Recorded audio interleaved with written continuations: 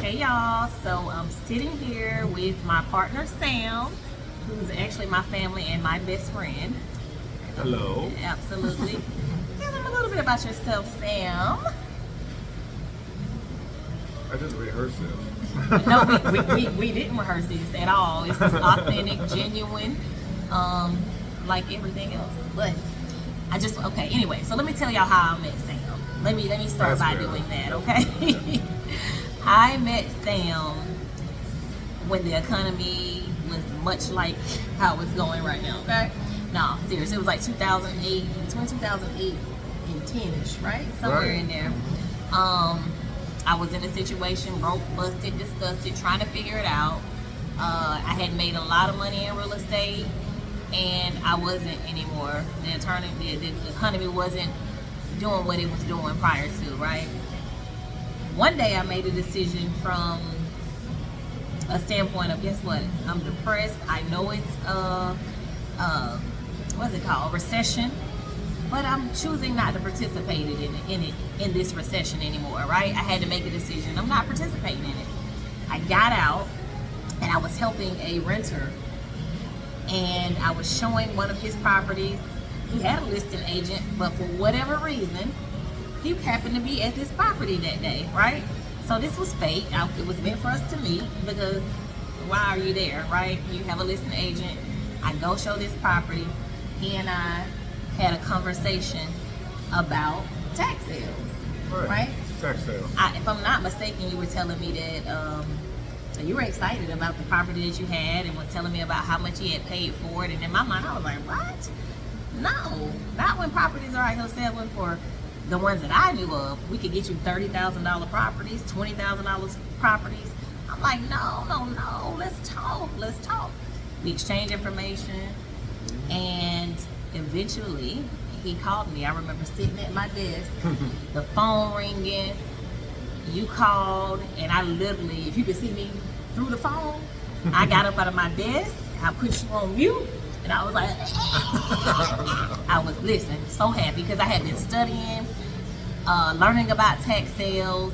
I had all the knowledge, I had the ambition, but I didn't have the money, right? He was looking for something to do, someplace to put his money. He was growing his money, buying other investments, and voila, here we are. How Right. many years later? Well, I guess it's just about 12, 13 years now. About 12, We 13. work together. Yep. We did not have, this was our agreement, like what we're doing now. We talked it out. What did you tell me? I told you that if it's just the two of us, if one of us doesn't want to do something, but the other one does, we don't do it. But that doesn't stop that person who wanted to do something from doing it on her own. Right. So that was part of it. That was a really important part of it because it gives you the freedom of being both a partner and an independent. Yes. Now we didn't have a contract. We just had we just shook hands. I mean, that's all we had. We didn't. I don't even think we did that. We just talked it over and said, well, this is what we'll do, and this is how it'll work. And it started out, we were going to flip houses, and we had some houses, and we had one that was really nice, Yeah. and we flipped it 3 times because nobody could buy it. I mean, nobody was there to buy it, but they put the money in, or, and then they find out they couldn't get a loan or Right, something. right. But all that time that we were doing that, people were calling us on the phone saying, do you have a rental? Do you have a house that we could rent? Do you have a house we could rent? Have a house we could rent? And finally I said one day to Courtney, let's get out of the business that doesn't exist and get into the one that obviously does. Uh-huh. So from then on, we didn't flip houses. What we did was we buy them, we fix them up livable, and rent them out. Anywhere from $650 to $800 a month. And we were paying for these houses. We pay let's call it $25,000 for a house, Whole on house. a whole house on a short sale, which I couldn't believe even while I was doing it, but we did that. That's right. And then I fix it up. We pay maybe put $12,000 or $10,000 in it to really fix it up to be a nice house. And the next thing you know, Courtney's there bringing somebody to it, and they want to do it, and bingo, we got a renter. Now we didn't get a big bunch of cash, but what we got was a steady stream of income. And Yep. that is the name of the game. Yes. People don't understand that.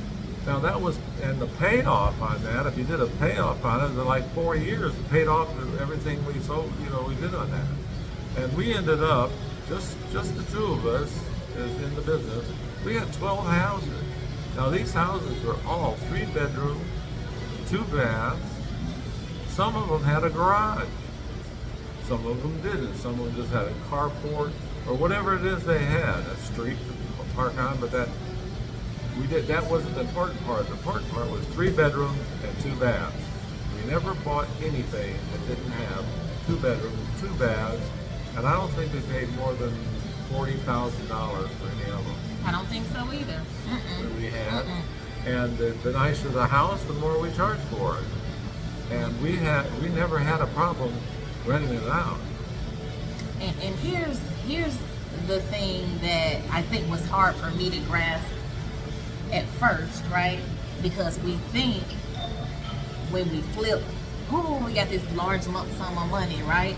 But that just keeps you in the rat race. That keeps you having to go back out and find property and buy and sell and whatever. And you got to realize, as a real estate professional, like, we are our own retirement plan, right? So did I want to be 60, 70, out still showing property, right? If I don't work, I don't get a paycheck. And so, meeting Sam and changing my perspective on how things really should be, like, was amazing. And I'm gonna tell you again, I didn't have the money. I had the knowledge, I had the ambition. He said, listen, you're finding the properties, you handle all the construction, you're doing all that.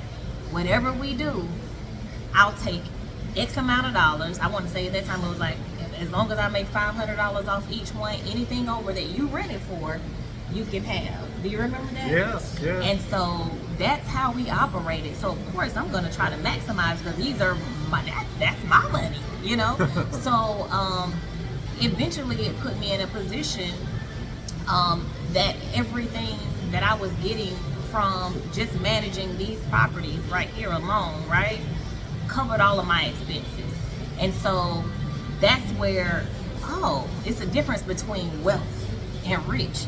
At that point, I considered myself wealthy because I didn't have to go out and work to cover my lifestyle, right? To cover my expenses. I'm gonna say that.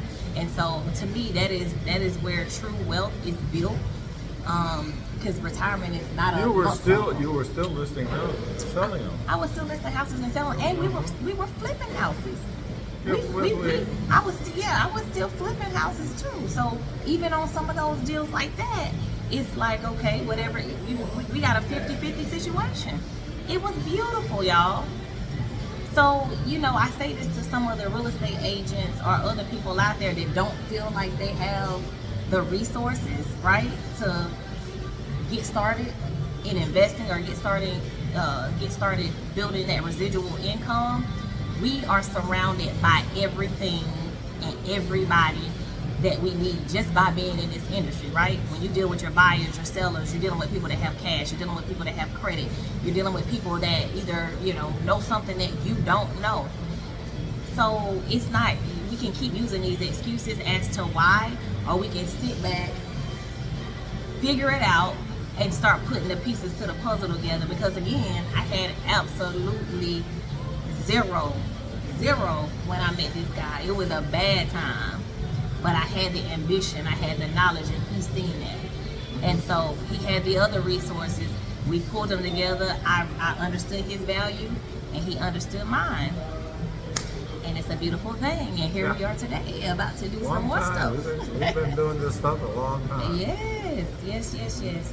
But anyway, I wanted to just hop in here and drop the nugget for y'all again. We're getting ready to drop some educational pieces. Want y'all to get ready for that. It's coming soon. I'm telling y'all the things that we're going to be able to share with you, teach, is invaluable. And there's not a lot of people out here with that, the knowledge, right? The unconventional wisdom, because I don't do a lot of things traditionally, right? So, you know, I'm not going and getting pre-qual for these houses. I'm not paying top dollar for these houses. I'm not doing traditional closings. Matter of fact, I did stuff on the hood of my car, in Starbucks, you know, purchased houses. And so I want to be able to share that knowledge and that unconventional wisdom with them. And all right, anything else you want to say? Well, let me see. No, I don't think so right now. She's pretty much covered it. And she is the heart and soul of this organization. I just kind of stand around and give her a little help every now and then. But it should be, you should understand that you have to have a certain amount of trust when you work this way.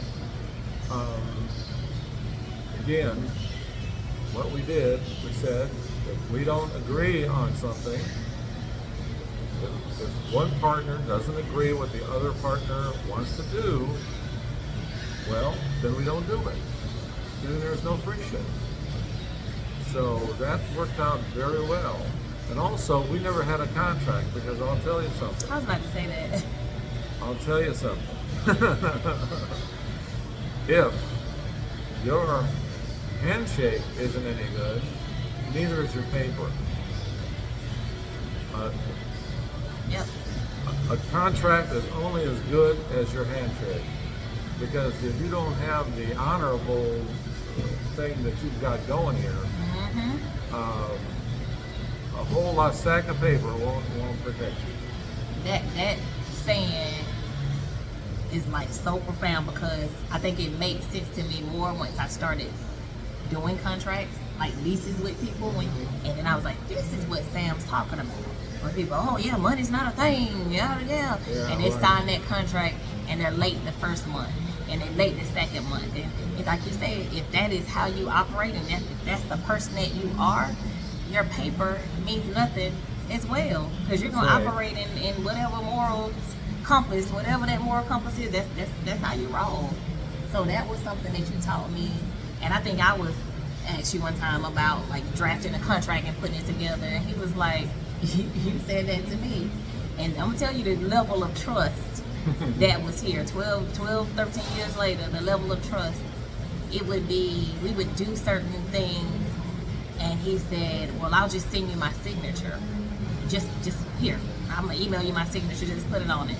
And that's for checks and contracts. And I'm like, what the freak? Like, that's a different level of trust. That is a different level of trust. And to this day, I think we just talked about it last couple weeks ago when we came here. I still don't, I'm like, okay, yeah, that's a different level of trust. But you told me, you said, if you would have me over, it just would have been done. That's right? it. That's it. It would have been done. So, y'all, I pray that everybody finds that missing piece to their puzzle. And like when I say this is one of my best friends, this is one of my best friends. And I know we probably walk in places and people look at us like the yin and the whatever, and or you know, assume whatever it is that they want to assume.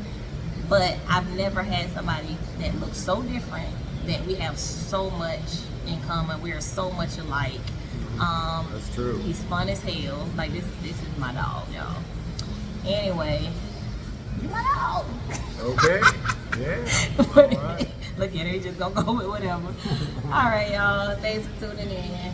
All right.